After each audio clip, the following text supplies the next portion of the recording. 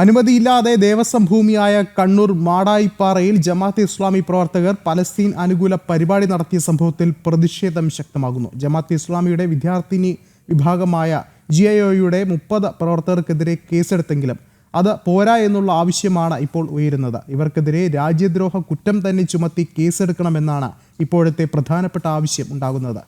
കഴിഞ്ഞ ദിവസമാണ് ഈയൊരു സംഭവം നടക്കുന്നത്. അതിന് പിന്നാലെ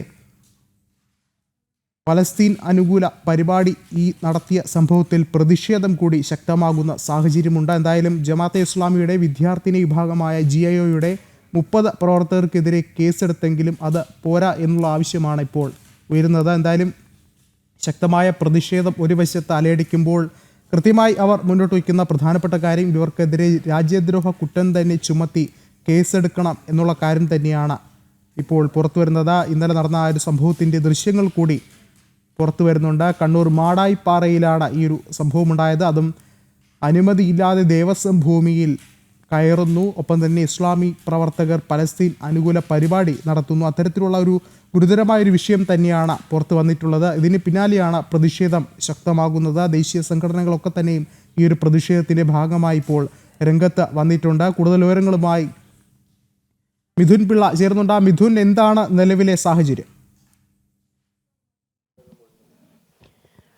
വിഷ്ണു, നമുക്കറിയാം ഏറെ പരിസ്ഥിതി പ്രാധാന്യമുള്ള ഒരു സ്ഥലമാണ് കണ്ണൂർ മാടായിപ്പാറ എന്ന് പറയുന്നത്. മാത്രമല്ല അത് ദേവസ്വം ബോർഡിൻ്റെ ഭൂമിയാണ്, ക്ഷേത്രഭൂമിയാണ്.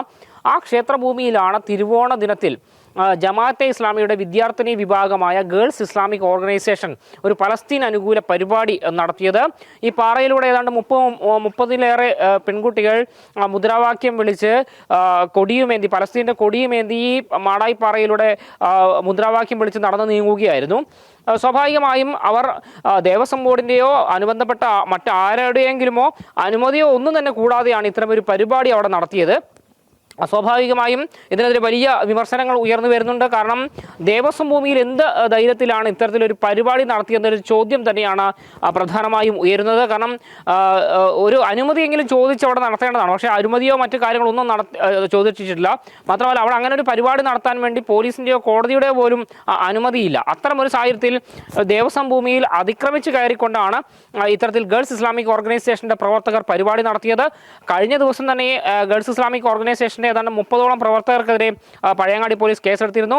സംഘർഷമുണ്ടാക്കുക, സമൂഹത്തിൽ സ്പർദ്ധ ഉണ്ടാക്കുക എന്ന ലക്ഷ്യത്തോടു കൂടി പരിപാടി നടത്തിയെന്ന് പറഞ്ഞുകൊണ്ടാണ് ഇവർക്കെതിരെ കേസെടുത്തത്. ആ കേസ് മാത്രം പോരാ, ഇവർക്കെതിരെ രാജ്യദ്രോഹ കുറ്റം ചുമത്തി കേസെടുക്കണമെന്നൊരു ആവശ്യവുമാണ് BJP ആവശ്യപ്പെട്ടിരിക്കുന്നത്. കാരണം അവിടെ ദേശവിരുദ്ധ മുദ്രാവാക്യങ്ങൾ, പലസ്തീൻ അനുകൂല മുദ്രാവാക്യങ്ങൾ വിളിച്ചുകൊണ്ടാണ് പരിപാടി നടത്തിയത്. അത് അംഗീകരിക്കാനാകില്ല എന്ന് തന്നെ BJP നേതൃത്വം പറയുന്നു. ഈ സംഭവത്തിൽ കുറ്റക്കാർക്കെതിരെ ശക്തമായ നടപടി വേണമെന്ന് ആവശ്യപ്പെട്ടുകൊണ്ട് ഇന്ന് വൈകിട്ട് 5 മണിക്ക് മാടായിപ്പാറയ്ക്ക് സമീപം BJPയുടെ നേതൃത്വത്തിൽ ഒരു പ്രതിഷേധ സംഗമം തന്നെ നടത്താനും തീരുമാനിച്ചിട്ടുണ്ട്. വിഷ്ണു, ശരി, മിഥുനാണ് വിവരങ്ങൾ നൽകിയത്.